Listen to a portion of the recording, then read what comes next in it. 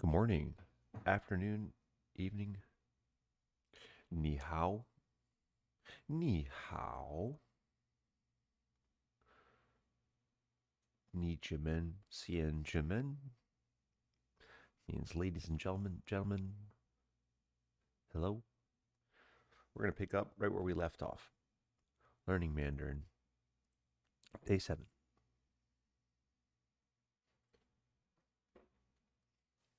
Welcome back to Teacher Talk. I'm Chris. 我是 Maggie. Today we are going to ask questions in Chinese. So in English, we usually have to flip the sentence order for questions. You are Chris becomes are you Chris? Yeah, but in Chinese, it's simpler. You just keep the sentence order the same and just make a few adjustments. And we can start with the simple yes-no questions. You can just add a ma at the end of a statement, and the structure would be a statement plus ma. Yeah, so unlike English, there's no inversion, meaning you don't have to put is, are at the beginning of the sentence. You just add that ma at the end.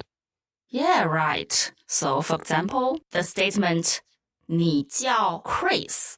你叫 Chris. You are called Chris or you are Chris.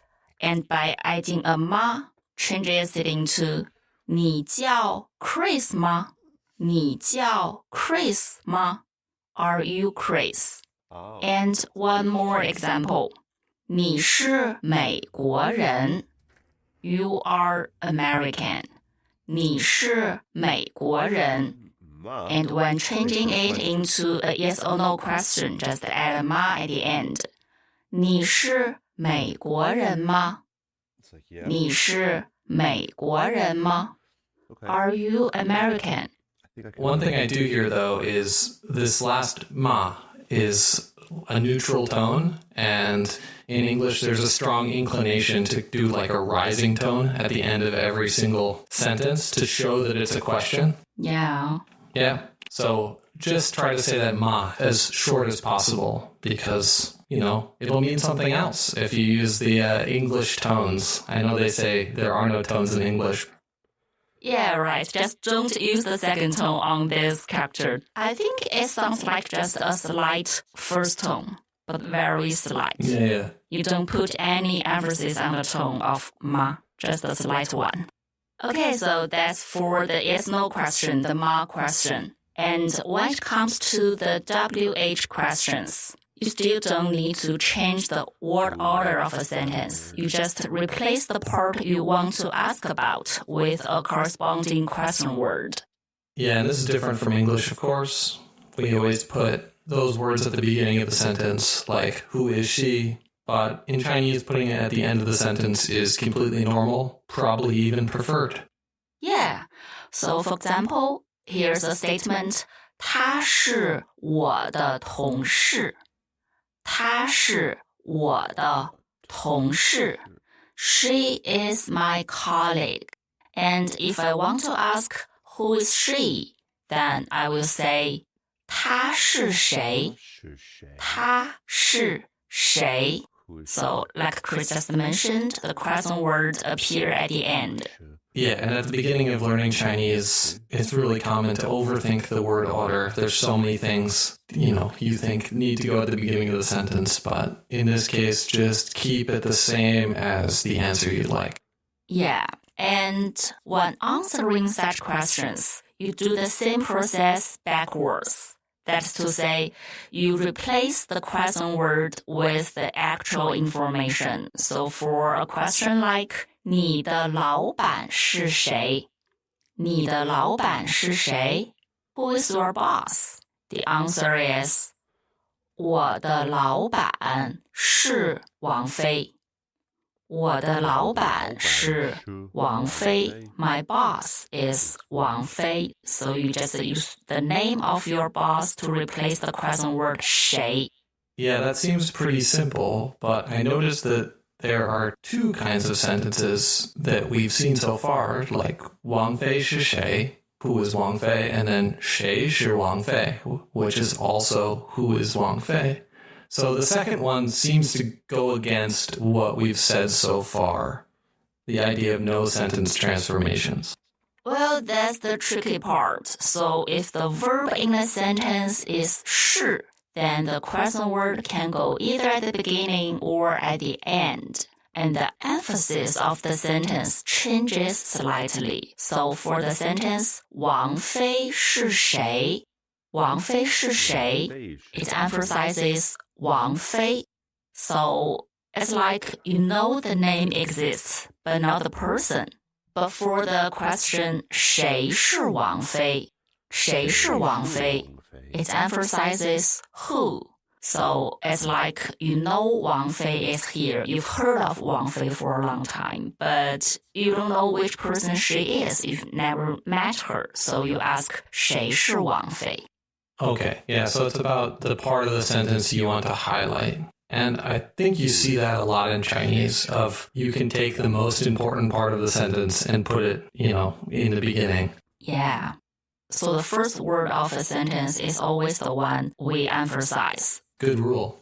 Yeah. And there is one more important rule about asking such questions. That is, you can't use a question word plus 是 plus a pronoun. So the 是 cannot be followed by a pronoun when the sentence starts with a question word. For instance, who is she? This question can only be 他是谁 in Chinese, not 谁是他. That's a wrong sentence.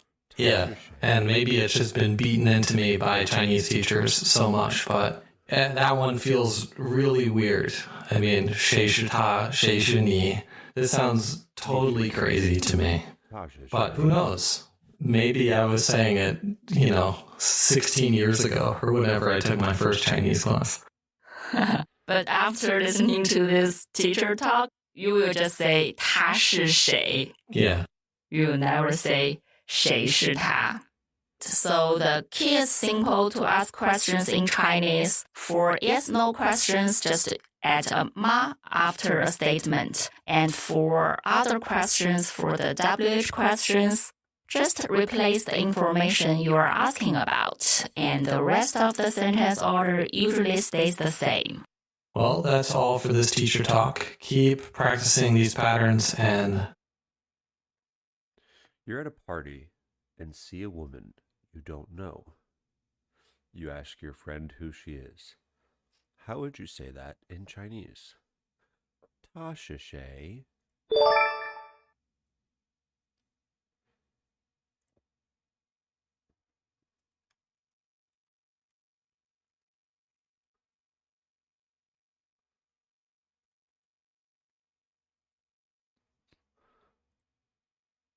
Ni hao, everyone. I'm Yin. And I'm Chris. Welcome to our teacher talk. In this teacher talk, we're going to talk about the many different names that are used in Chinese when you're addressing other people. And surprisingly, it's rarely people's real names. Yeah, this brings to mind that key moment in every Chinese girl's life. The first time they're called ayi, auntie, by a little kid. I've seen it happen to many of my students. They're 19, 20 years old, and it seems to be a bit of an internal crisis. Yeah, I've been there too. I got called Ayi when I was 22. Yeah, so I know how that feels. So if you don't want to accidentally trigger someone's internal crisis when you're trying to address people, then stick with us and we'll teach you how to do it. Sounds good. Yeah, and in Chinese culture, how you address someone depends on the relationship to that person. It could be age differences, familial relationships, work hierarchy, nicknames. We can't get into all of it today, but we'll be focusing on two of these, specifically professional titles and family relationships. Yeah, so first let's take a look at how to address people by their profession. When someone's profession is super obvious, like if you can tell what they do for a living from what they're wearing, where they are, or what they're doing, then it's totally common to just call them by their job title. Let's say you're at a fruit store and you want to ask the owner how much the apple is. Then you don't need to know the shop owner's name to start a conversation, right? You can just yell like, 老板, how much is this? Boss. Which means shop owner, how much is this? Yeah, super direct, right? And it's the same thing if you're at a restaurant, you want the waiter to take your order. You could just give a little wave and then say, 服务员, I'd like to order. That's waiter or waitress. I'd like to order. New word. So now imagine that you're a new student and luckily you got a little lost on the big campus and then you spot someone who's definitely a teacher. Now you want to ask them for help, but you don't know their name. So what should you call them in Chinese? Yeah, just call them teacher, 老师. Yes, that's right. You can just call them by their job title. So if you're asking them for direction, you can say, 老师, how do I get to the library? Yeah, it's like, teacher, how do I get to the library? Addressing people by their job title always works. Even if you don't know who they are personally, it's fine. Yeah, and this isn't considered rude in Chinese. I know I've had some coworkers in the US ask why Chinese students always address them just as teacher, and they've never learned their names. And that's totally common, 老师, 老师. And if you'd like to go someplace where one word does it all, you can go to Shandong, the hometown of Confucius. And really, you can use 老师 to address just about everyone. The shop owner, the taxi driver. Everyone can be a teacher in Shandong. Yeah, it's definitely a good idea. It is the safest move. But what if it's your own teacher, like someone that you personally know? Yeah, this question brings to our next point, how to address people in professional settings. Yeah, so this is going to be the same principle, but we're just going to add their family name first. For example, if your teacher's family name is Zhang, then you would call them 张老师, 张老师, teacher Zhang. If you're talking to a department head whose family name is Li, then you'd call them 李主任, 李主任, directly. Or if someone is a CEO and their family name is Wang, then you call them Wang Zong, General Manager Wang. So this is like a sign of respect and just help keep things professional. Okay. Yeah, and of these ones you just mentioned, the 主任 seems to be at least the most frequent in my life. I'm not hanging out with a lot of CEOs. But yeah, any kind of middle management person putting a 主任, like manager, director, department head, it's all can be summarized with this, just putting 主任 after their family name. So from there, that's the professional side. We're going to transition into the family side of things. This is a very complex web of terms that you will eventually know all of them. But today we're just going to mention a couple. Okay, let's start with the people who are about the same age as you or maybe younger than you. In this case, you can address these people either by their full name or their given name. For people with a two-character name, you will often hear their full name used. If their name has 3 characters, then we'll usually drop the surname and call them by their given name only. To give an example, I have 2 coworkers, Wang Fei, who you all know from the videos. Yes, she's real. She's real. And then Yang Chenfei. And, everyone calls Wang Fei. But for Yang Chenfei, they drop the family name and everyone just addresses him as Chenfei. That's how we usually call people in Chinese. Actually, calling people by their nicknames are also totally okay. So if someone has a nickname like Fei Fei or Lao Zhang or A Jie, yes, some really common nicknames in Chinese, then it's really okay and casual to use them.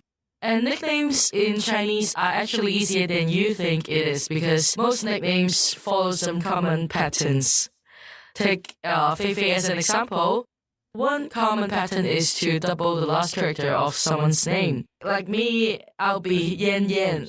These patterns are usually used among kids, or close friends, or couples. So if someone calls you like that, it's likely that you're really close friends, or maybe something more than friends. Yeah, I mean, and if you're not, it might be a strange interaction where they think you're showing some kind of romantic interest in them, perhaps. I'll scream. Yeah. In contrast to for the kind of young, cutesy ones, adding a lao before someone's family name is another common thing that happens. I play badminton with a group of people, and there's Lao Zhang and Lao Sun and Lao Xiang, and that just seems to be the way that things are going around, Lao plus everyone's family name. Yeah, it doesn't mean old here necessarily, it just means good and close person. And for the third one, like 阿姐, you use the a prefix. It is specifically common in southern China. We don't know why, but it is. People from that area will naturally use or be given nicknames that start with a and then plus the last character of their name. So 阿姐 would be someone whose name ends in 姐. If I go to Guangdong or Fujian, then I'll be 阿燕. Nice. Well, yeah, that's simple enough for creating some nicknames. Then for people that are older than you, there's also kind of a general set of rules of how you should address people as well. For people who are slightly older than you, using 哥 or 姐, meaning older brother with 哥 or older sister with 姐, is the most common way. So you might have someone who has the family name Wang, and you could call them Wang Ge, or you might have someone with the family name Fang, and it could be Fang Jie. This also works for given names as well. It doesn't have to be family names. For example, my Chinese name is Bo He Ming. This is completely a fiction. Yeah, Mingge, exactly. And so, yeah, I used to work at a camp and everyone would call me Mingge. Yeah, and that was the last character of my name. It wasn't the family name. So that's the case if someone seems to be slightly older than you. And now if someone seems a lot older than you, then you will want to use the family name plus a more senior familial terms like 叔叔, 阿姨, uncle and aunt, 爷爷, 奶奶, grandpa and grandma. Yeah, and these are, respectful terms, not necessarily actual relatives. I think when you first get to China, it's quite difficult to tell when people are talking about their real relatives and when they're talking about just people they know. I have this neighbor that I've known for years, and she's not my actual grandma, but I'll always call her Chen Nai Nai, like Grandma Chen, whenever I see her. So she loves it. Yeah, I like it too. I mean, I think it's so nice, especially for kids, when talking to people from an older generation. I mean, we make my daughter kind of call everyone auntie and uncle here, when we're in America too, and people think it's weird, but I don't know. I think it's a lovely part of Chinese culture. Yeah, you will never run out of family because you have 1,000 shushu and 100 爷爷. Yeah, kind of going back to where we started with just using professional titles, I think that if this is someone you're not too familiar with, it's also okay to just call them by the familial title without a name, just saying 阿姨, auntie, 叔叔 for uncle, just to address people on the street. I would say specifically when you get into Dongbei, into the northeast of China, everyone addresses everyone by familial titles. It's really nice, actually. I mean, I think it's go to Dongbei just to experience that. I think it's a lovely, we're all included in this big family kind of atmosphere. So I think kind of in conclusion of this, what you can take away is that how you address someone in China shows how you feel about them. And it takes a long time to get an intuition about what's appropriate. But I don't know, Yan, any shortcuts as the resident Chinese person and expert? Quietly ask a good Chinese friend. If you don't know how to address the person, ask a Chinese friend what's the best way to call that person, and then just go for it. Yeah. Honestly, that's exactly what I used to do as a kid. Like every time we had a big family gathering, like big Chinese family, there were always some relatives that I couldn't remember how to call. I don't know how to name them. So I just sneak over to my mom and ask her quietly. Asking is always the safest. That's a great strategy. And, do it for a while, and eventually there'll be new folks coming to China, and you'll be the old China hand, and people will be asking you, how do I address this person? Yeah, or maybe they just need an app like Our Chinese that teaches people how to address other, right? Yeah, you can always point them back to us. Yeah, anyway, we hope this teacher talk helped you feel a little more confident when you're interacting with Chinese people in real life. Yeah, well, I think that's it for this time, and we'll see you in the next teacher talk. Bye-bye. Bye-bye. All right.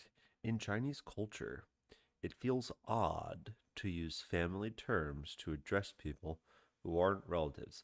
Well, that's clearly not the case, as we've learned that you can use ge or tia, the family name, plus shu shu or yeah or nai nai.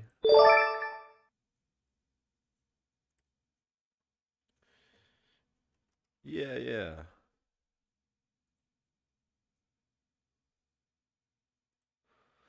I think this is a good spot.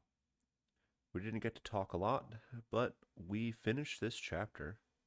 We earned some coins. And we've got one more to go to finish it off, which we will do tomorrow when we come back. Have a great rest of your day, and I'll see you again real soon. Find some time to